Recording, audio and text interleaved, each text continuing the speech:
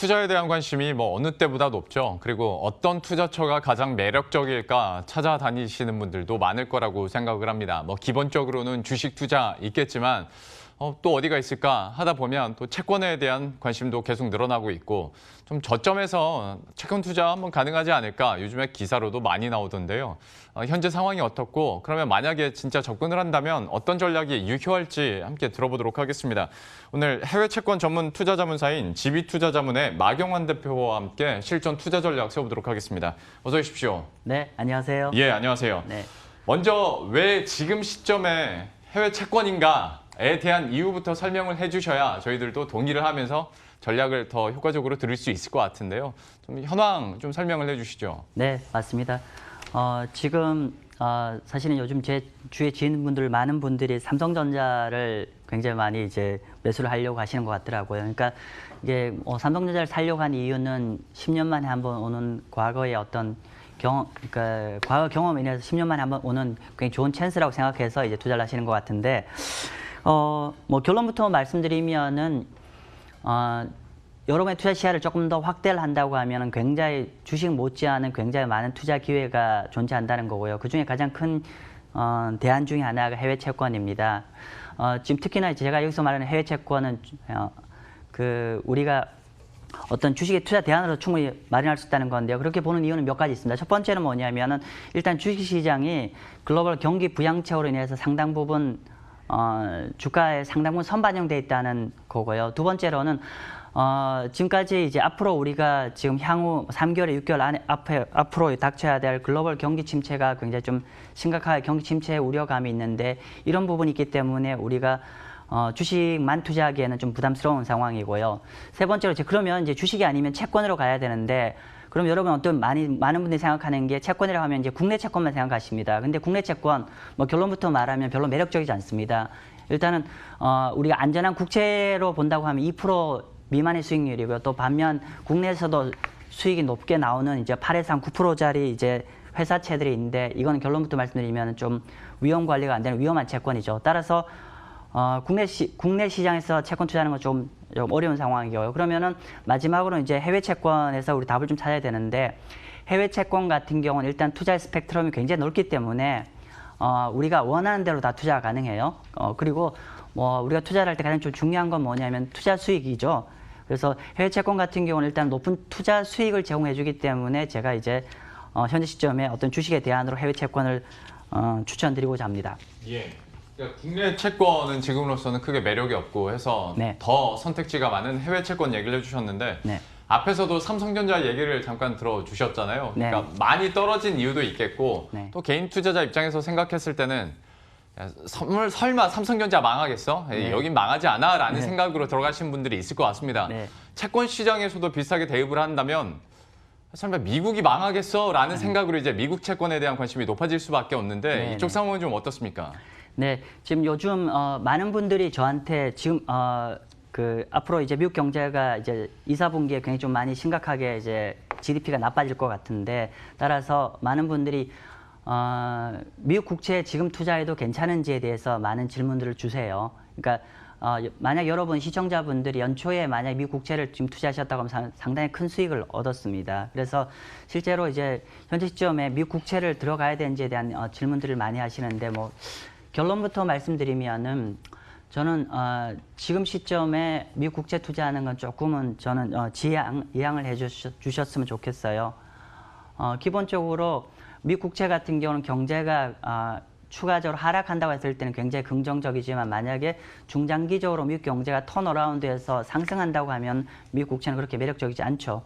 그래서 이제 보통 채권 투자를 한다고 하면 결국 매크로 투자입니다. 따라서 매크로 경제가 향후에 더 악화될 거라고 생각하면 지금이라도 미국 국채를 투자를 하셔야 되고요. 반면 점진적으로 미국 경제는 글로벌 경제가 회복할 거라고 생각한다고 하면은 반면 국채가 아닌 크레딧물, 그러니까 투자 적격 회사채라든지 하이드 채권을 좀 투자하시는 게 바람직할 것 같고요. 그리고 여기서 한 가지 우리가 어프로치를 좀 꼭 언급을 좀 드려야 되는 게 뭐냐면 우린 주식 투자와 달리 적어도 한 1년 이상의 어떤 투자의 호흡을 갖고 접근하셔야 된다는 거죠. 따라서 향후 1년 안에 1년 정도 다음에 경제가 어떻게 될지를 보고 판단하는 게 좋을 것 같은데요.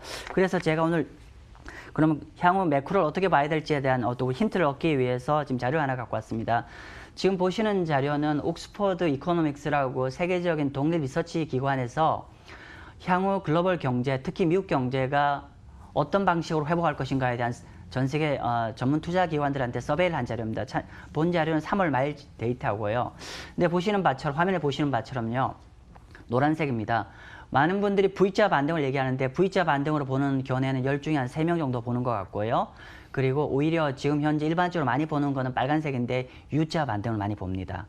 그래서 여기서 일단은 우리가 글로벌 매크로가 향후 1년을 본다고 하면은 한 U자 형태로 글로벌 경제 회복할 거라는 걸 보시면 될 것 같고요. 그리고 여기서 한 가지 더 이 차트에서 하나 더 주목하셔야 되는 거는 뭐냐면은 완전히 회복하지 못하고 L자로 갈 거라고 전망하시는 분은 채 5%도 안 된다는 거죠. 따라서 우리가 미국이나 글로벌 경제를 볼 때 긍정적 시각으로 봐야 되는 게 맞고, 두 번째로 근데 V자로 바로 V자로 반등하기보다는 좀 우리가 한두 분기 정도는 좀 약간 어려움을 겪고 점진적으로 회복할 거라는 전망을 가져야 될 것 같고요. 그러면 우리가 이 어떤 경기 침체 구간이, 그러니까 좀 어려운 구간이 얼마나 지속될 것인가에 대한 좀 힌트도 한번 보셔야 될 것 같은데, 지금 보시는 자료는 전 세계에서 가장 큰 채권을 많이 운영하는 핌코라는 미국 회사가 전망한 자료입니다. 보시는 바처럼 방금 앞에 얘기한 거 비슷한 그림이죠. 한 2, 4분기까지는 계속 좀 더 어려울 것 같고 3분기 정도는 좀 바닥을 다질 것 같고 한 4분기부터는 점진적으로 회복되지 않을까라는 생각입니다. 다시 한번 정리를 하면은 지금 벌써 4월 달이죠. 그럼 내년 4월 달까지를 우리 본다고 했을 때 그러면 적어도 2분기 내지 3분기 정도는 좀 어려움 겪을 것 같고 4분기 내년 1, 4분기 정도는 점점 회복할 거라는 게 글로벌 컨센서스입니다. 그렇다고 하면은 현재 단기적으로 좀 더 악화될 가능성이 있는데, 만약 이 국면에서는 단기적으로 미국 국채 투자할 필요 있어요. 그러나 우리가 투자의 호흡을 1년 이상 본다고 하면 미국 국채보다는 투자 적격 회사채나 또는 좀 시점을 좀 두고 미국의 하이드 채권, 이머징 마켓 채권도 포트폴리오에 조금씩 우리가 분할 매수를 할 필요가 있지 않을까라는 생각을 합니다. 예. U자 회복에 대한 이야기들은 참 많이 합니다만은 저렇게 기간을 책정을 하고 실제로 보니까 참 4분기까지도 멀었구나라는 생각도 좀 들고, 좀 이렇게 변동성이 크거나 안 그러면 침체에 대한 우려가 있을 때는 미국 국채에 대한 매력도가 있겠지만, 뭐 장기적으로 봤을 때는 오히려 앞에서 회사채가 더 매력적일 수 있다라고 얘기를 해주셨거든요. 구체적으로 그러면 어떤 쪽의 채권 투자 말씀하시는 겁니까? 네. 보통 이제 우리가 그 채권 투자라는 건 이게 보통 이제 시청자분들이 국내 채권 회사채를 보고 접근하다 보니까 이제 우리가 글로벌 투자, 미국 채권 투자가 조금 이해가 안 되시는 경우가 있는데, 일단은 오늘 제가 말씀드리는 거는 개별 회사채를 말씀드린 게 아닙니다. 기본적으로 펀드나 ETF 형태로 되는 거기 때문에 개별 채권의 부도 리스크는 조금은 우리가 고민 안 하셔도 된다는 거고요. 그래서 제가 지금 쭉 말씀드릴 때 어떤 기본 전제는 펀드 형태나 어떤 ETF 형태로 제가 말씀드린다는 거 먼저 말씀 좀 드리고요. 자, 그러면 방금 말씀드린 대로 제가 어떤 국채가 아닌 크레딧물, 즉 투자 적격 회사채나 투자 부적격 회사채나 이머징 마켓 채권을 좀 말씀을 드렸는데, 그러면 현재 시점에서 이런 채권의 가 어느 정도 매력이 있는지를 한번 점검해 보도록 할게요. 우리가 채권형 펀드를 볼 때는 크게 두 가지를 보셔야 됩니다. 첫 번째는 현재 이자 수익 레벨이 어느 정도인지를 보셔야 되는 게 첫 번째인데요. 한번 보실까요? 화면을 보시면은요. 현재 미국 국채를 만약 여러분이 신규 투자를 한다고 하면 이론적으로 향후 1년간 기대 수익률은 이자 수익만 말씀드리면 한 0.7%입니다. 반면 투자 적격 채권입니다. 투자 적격 채권 같은 경우는 여기서 말씀드린 투자 적격 채권은 글로벌 투자 적격 채권이고, 이거는 S&P나 무디스 기준입니다.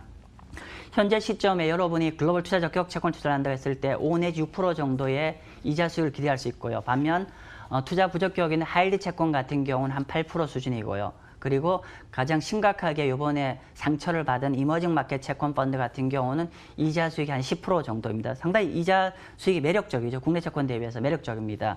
자, 그리고 지금 제가 이게 이렇게 회사채를 우리가 좀 긴 호흡으로 우리가 좀 분할 매수를 할 필요가 있다고 말씀드리는 건 단순한 이런 이자 수익만 갖고 말씀드리는 차원은 아닙니다. 그러면 과거에 이렇게 어떤 크라이시스 위험 시점에 이런 채권을 투자를 했을 때 그 이후에 수익률이 어땠는지를 한번 보면 좀 더 힌트가 되지 않겠습니까? 자, 그래서 제가 준비를 했습니다. 지금 보시는 자료는요. 리만 사태입니다. 보시는 바처럼 리만 사태 미국 국채를 투자하셨으면 한 20% 정도의 플러스 수익이 났어요. 그죠? 그리고 반면 여기 IG라는 건 투자 적격 채권이고 HY는 하이힐드 채권 투자 부적격 채권입니다. 보시는 바처럼 하이힐드 채권 같은 경우는 리만 사태 21%가 깨졌습니다. 자, 여러분 잊지 마셔야 되는 건 이미 경기 침체에 들어왔다는 거죠. 앞으로 경기 침체를 예상해서 투자해야 되는 게 아니라 이미 경기 침체에 들어왔기 때문에 이 다음 국면에 어떻게 전개되는지를 고민하셔야 된다는 거죠. 그러면 여러분이 보셔야 되는 건 2009년을 보시죠. 보십시오. 자, 만약에 우리가 내년에 2009년처럼 내년에 경제가 회복된다고 했을 때 여러분이 어떤 걸 투자해야 될지는 아무 클리어하게 보실 겁니다. 만약에 미국 국채를 투자한다고 하면 현재까지 좋았지만 만약에 2009년 같은 경우는 어떻게 오히려 마이너스 10%의 손실을 보셨고요. 반면 IG 투자 적격 채권이나 하이힐드 채권 같은 경우는 좀 2008년에 어려움을 겪었지 2009년에 굉장히 좋은 수익이 나왔죠. 특히나 하이힐드 채권 같은 게 무려 한 40% 육박하는 수익이 났어요. 그죠? 따라서 제가 드리고 싶은 말씀은 2008년은 이미 현재 시점일 거고요. 아마 올 금년 중반, 중후반까지 이런 상황이 전개될 것이고 우리가 기대하는 건 2009년을 기대하자는 거죠. 내년 2021년이 2009년일 가능성도 있기 때문에 그런 관점이고요. 따라서 지금은 현재 그러니까 어떤 단기적으로 봤을 때는 국채를 계속 들고 있어야 되겠지만 적어도 1년 이상 중장기적으로 본다고 하면은 IG 채권이나 하이힐드 채권을 투자하시면은 2009년부터 2011년까지 보시는 바처럼 굉장히 좋은 수익이 났다는 거죠. 따라서 제가 말씀드리고 싶은 거는 우리가 향후 1년 이상을 본다고 하면 투자 적격 채권이나 하이힐드 채권을 고민하시는 것도 굉장히 좋은 방법이지 않을까 하는 얘기고요. 자, 그러면 지금 현재 아까 제가 일단은 투자 주요 채권 섹터별로 우리가 이자 수익 레벨을 봤는데요. 현재 시장 상황 한번 보도록 하겠습니다. 자, 보시죠. 화면 한번 비춰주시겠습니다. 예, 지금 보시는 바처럼 이게 각 섹터별로 가상금리 수준입니다. 제가 파란 색깔은요, 하이힐드 가상금리고 약간 여기 적색인가요? 제가 주황색인가요? 주황색은 트리플 B, 이게 회사채 중에서 가장 신용등급 투자 적격 회사채 가상금리고 가장 흐릿한 회색이 국채금리입니다. 자, 시청자분들이 채권에 좀 익숙하지 않을 수도 있기 때문에 제가 좀 부연설을 좀 더 드리면은 가상금리를 뒤집으시면은 채권 가격이라고 보시면 될 것 같습니다. 그죠? 자, 한번 볼까요? 지금 보시는 2008년입니다. 2008년에 미국 하이힐드 가상금리 그리고 투자 적격 채권 가상금리 반면 이건 국채입니다. 그죠? 자, 제가 말씀드리기를 가상금리를 뒤집으면 채권 가격이라 했어요. 그죠? 그러면 하이힐드 채권 이만큼 깨졌다는 얘기고요. 투자 적격 채권도 이만큼 깨졌다는 얘기고 지금 잘 안 보이실 것 같은데 국채금리는 오히려 내렸어요. 금리가 내릴 때는 국채 가격이 올랐다는 거죠. 그래서 제가 이게 결론은 이렇게 많이 깨졌던 게 이 시점을 지나면서부터 가상금리가 쫙 안정화되죠. 즉 가상금리가 안정화된다는 거는 해당되는 채권 가격이 쫙 회복됐다는 얘기입니다. 자, 그죠? 자, 그런데 오른편 저 끝쪽을 한번 보시면 최근에 제가 이번 시장 상황을 보여드리는 겁니다. 끝쪽에 보시면은 모든 이제 주요 하이힐드 채권과 트리플 B 기업의 채권 가상금리가 폭증을 했죠. 그죠? 이 가상금리가 폭증을 했다는 얘기는 이 해당하는 채권이 이만큼 가격이 급락을 했다는 얘기입니다. 그죠?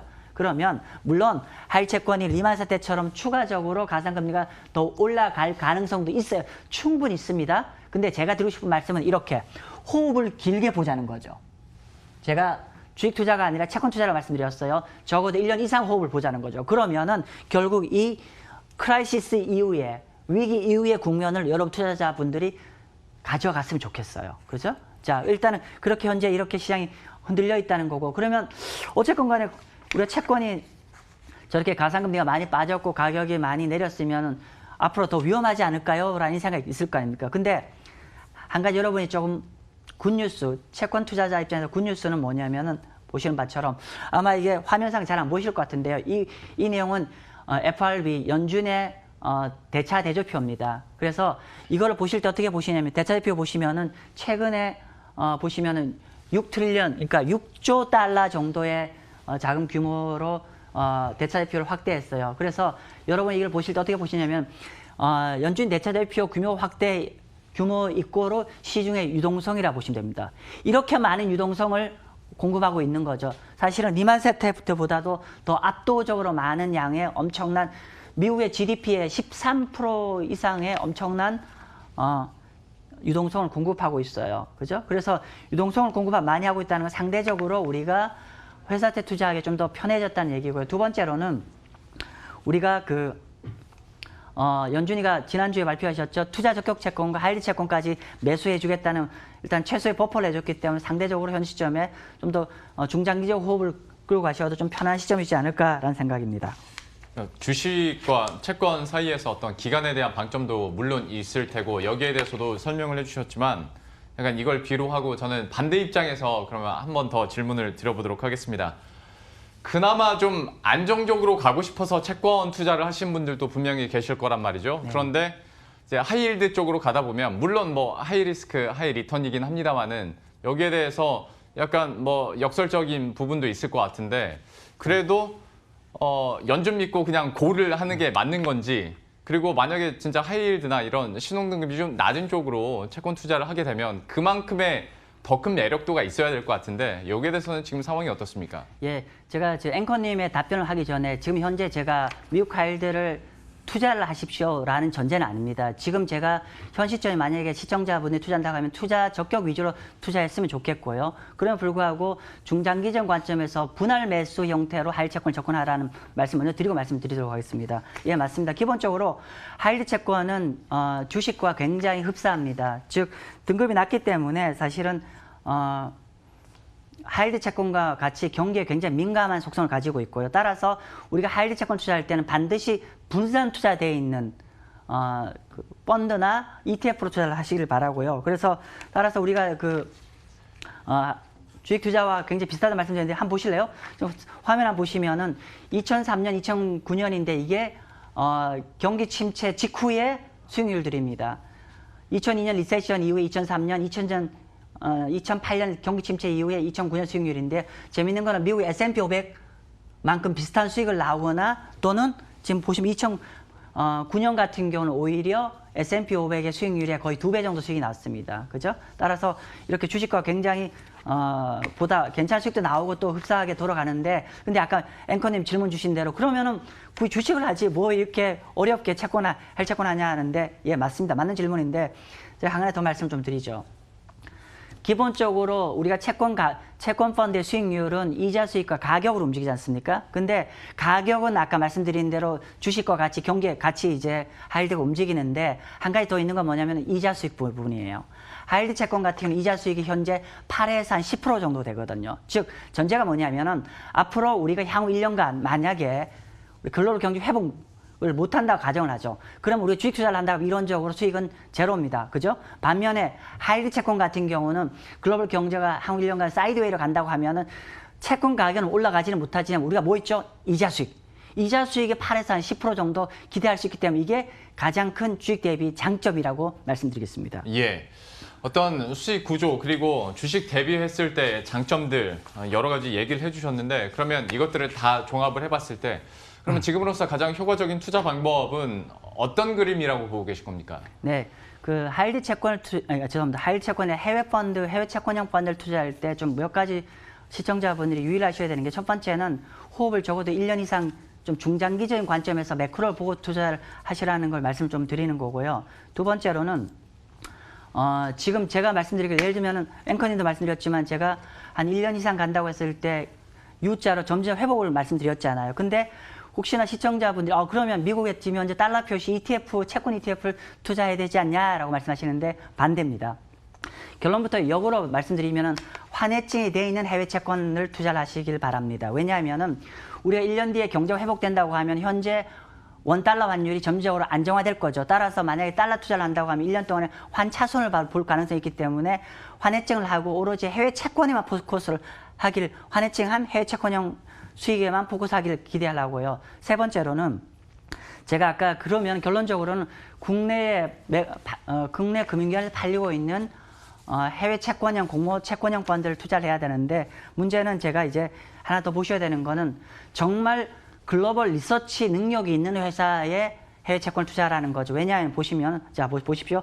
만약에 우리가 해외에 있는 인덱스 투자를 한다고 하면 좋은 기업들도 있을 거고 나쁜 기업들도 있을 거예요. 근데 제가 공모 해외 채권 펀드를 권하는 이유는 상대적으로 글로벌, 예를 들면 핌코 같은 세계적 리서치 회사가 상대적으로 이 기업들을 중에서 뷰티 콘테스트를 통해서 상대적으로 안전한 기업들을 1차적으로 스크린한 채권형 펀드에 투자를 하라는 뜻이기 때문에 우리가 채권형 펀드를 할 때 과연 이 회사가 능력 있는 회사인지 운용하는 회사가 보라는 얘기고요. 네 번째로는 제가 크레딧별로 투자 시점 조절하라고 말씀드렸어요. 오늘 이게 제일 중요할 것 같아요. 크레딧별로 투자라는 거는 투자 적격 회사채와 투자 부적격 회사, 즉 하이리드 채권을 나눈다 봤을 때 투자 적격 회사채 같은 경우는 잘 분산돼 있으면 지금 이제 점지적으로 지금 당장 점지적으로 좀 투자를 하셔도 괜찮을 것 같고, 반면 위험성이 큰 하이리드 채권 같은 경우는 금년 1년 내내에 걸쳐서 좀 충분한 분산 투자 어프로치로 가셨으면 좋겠어요. 약간 그렇게 리스크 관리를 하셨으면 좋겠고요. 마지막으로는 제가 채권 투자 전문가하고 협의를 하라는 얘기인데, 제가 약간 이제 여기서 좀 제 시청자분들 말씀드려야 되는 건 뭐냐면, 자, 우리 여러분이 금융기관을 거래하십니다. 그죠? 금융기관을 거래하시는데 주식 증권사나 우리가 금융기관 은행을 가셨을 때 주식 관련된 상담을 웬만한 분들이 다 잘하세요. 그죠? 근데 국내 채권이 아니라 해외 채권 같은 경우는 금융기관 직원별로 어떤 지식의 수준이 상당히 차이 납니다. 따라서 여러분들이 이런 해외 채권 같은 경우는 기본적으로 매크로 경제도 좀 볼 줄 아셔야 되고, 또 개별 해외 채권에 대한 어떤 전문성들도 보셔야 되기 때문에 기본적으로 좀 해외 채권에 좀 상당한 전문가, 그러니까 금융기관을 고르실 때도 이런 충분한 전문성을 갖고 있는 친구들이나 아니면 그런 이제 분들하고 충분한 상담을 통해서 투자를 하시면 아마 승리하는 해외 채권 투자가 되실 거라고 생각됩니다. 예. 네. 혹시 뭐 환해칭도 얘기를 해주셨지만 그것도 생각을 해야 되는 거고, 각 등급별로 또 비중을 어떻게 담느냐도 참 중요한 것 같습니다. 하다 보니까 방점은 역시 채권 투자 전문가와 좀 상의를 하자라고 얘기를 해주셨고, 해외 투자 전문가시니까 또 관심이 있으신 분들은 직접 한번 도움을 요청해 보셔도 좋을 것 같습니다.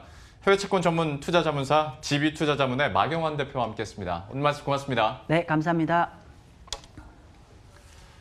네, 그럼 저희도 여기서 인사드리도록 하겠습니다. 계속해서 시장 현명하게 잘 대응하시고요. 저희들은 이제 내일 선거일이죠. 투표 꼭 참여하시고 저희들은 목요일 이 시간에 또 새로운 뉴스들과 전략들고 다시 찾아뵙도록 하겠습니다. 시청해주신 여러분 고맙습니다.